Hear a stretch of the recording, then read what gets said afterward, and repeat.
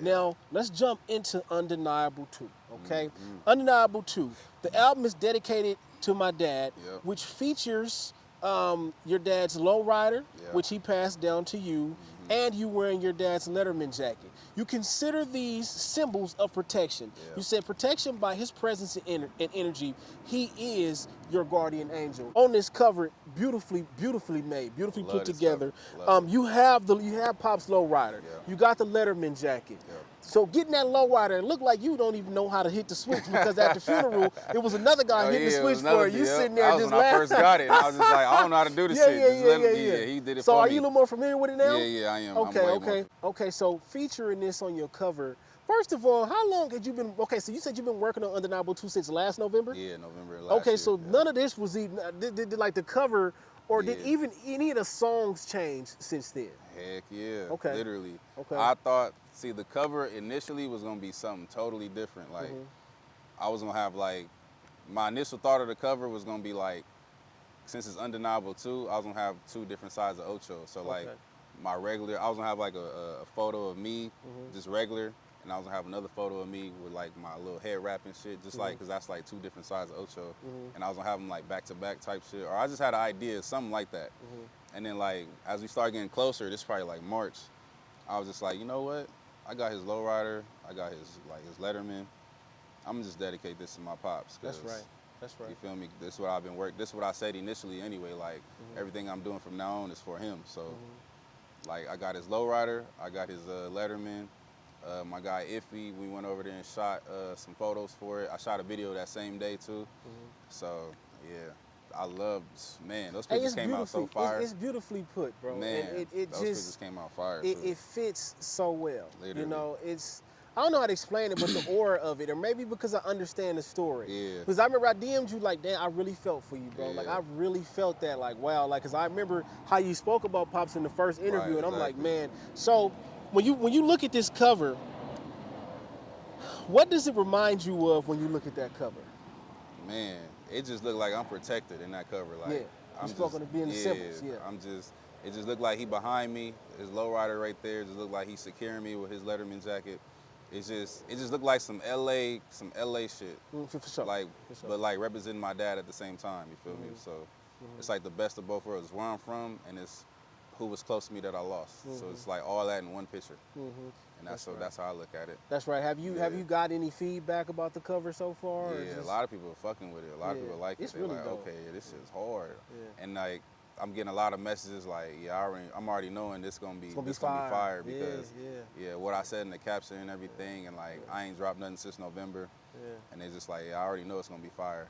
So yeah, I'm just hoping. Your guardian angel, man. I'm just hoping, man. Yeah. Now, you said the track list changed a little bit, so how many songs would you say you kind of like swapped out and swapped in? Okay, initially it wasn't even gonna be 15 tracks. Okay. It was gonna be like a good 12.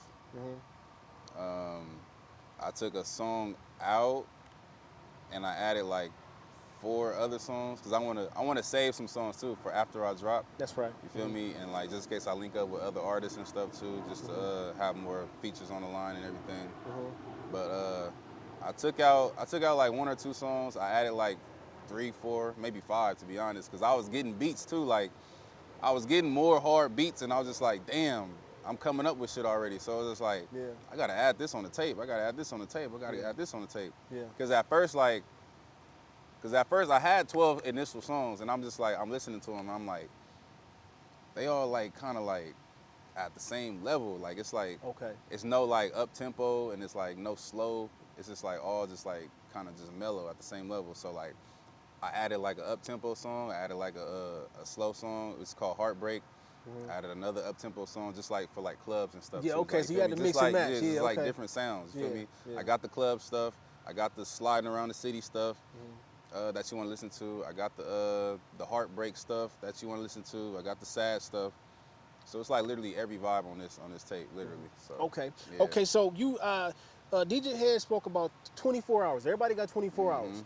You commented that you have a song about 24 hours on this project. I literally got a song called Same 24. Speak on what the concept of, 24 hours, of course. Exactly. But speak on why now that you have to put that song out, and what's the purpose of it right now? Right. So that was one of the songs I made in the process. When did I make that? I think I made that in like February. It's called Same 24.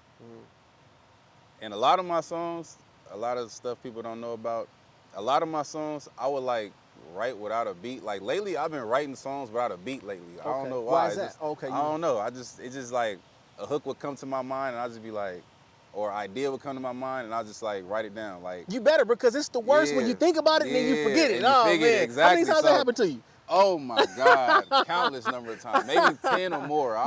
Man. Yeah. So now that when I think about stuff, I make sure I write it down. Like that Same 24 song, for example. I was just thinking about something one day, and then I just wrote down, we all got the same 24. Yeah.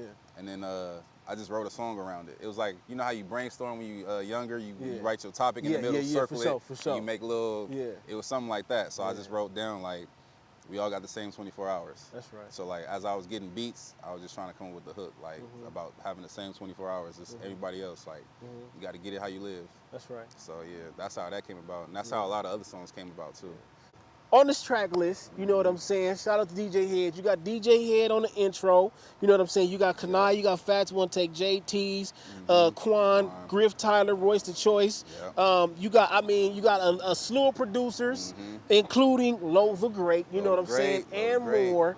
Yeah. So when you put the features together, when you listen to this project, is this project played out to you yet? Because you probably listened to it front to back a million times. Man, okay. I keep trying to listen to it to make sure, like, to see if I'm like still loving it, and I'm loving it more and more every time I'm listening to it. So it's just like, I just hope that people just like receive it like how I'm receiving it, because this like my best body of work for real. That's right. And it's only gonna keep getting better. I keep saying that too. It's only gonna keep getting better. So man, I just can't wait to drop. So with DJ Head on the intro, because like you said, I know the name Undeniable came from DJ Head. With getting him on this intro, how important was it to get him? It's just perfect timing. This is beautifully well put. Literally. How important was it to get him on here? And you know, did you kind of have to tell him what to say, or did he just kind of speak anyway? So actually, this intro is actually just me and him talking on Instagram Live about why I named the album Undeniable. Okay. And he had posted that video last year when I dropped he posted it 2020 when I dropped Undeniable 1. Because I was just like, you remember when you said the 3 things you need to think of? And he was like, 3 things. And I was like, yeah, you said be undeniable, bring value, and don't take shit personal. That's right. And he was like, yeah. And I was like, that's what made me name the album Undeniable. And he was like, are you serious? Yeah. And I was like, yeah. Yeah, I remember that. So that's the intro right there.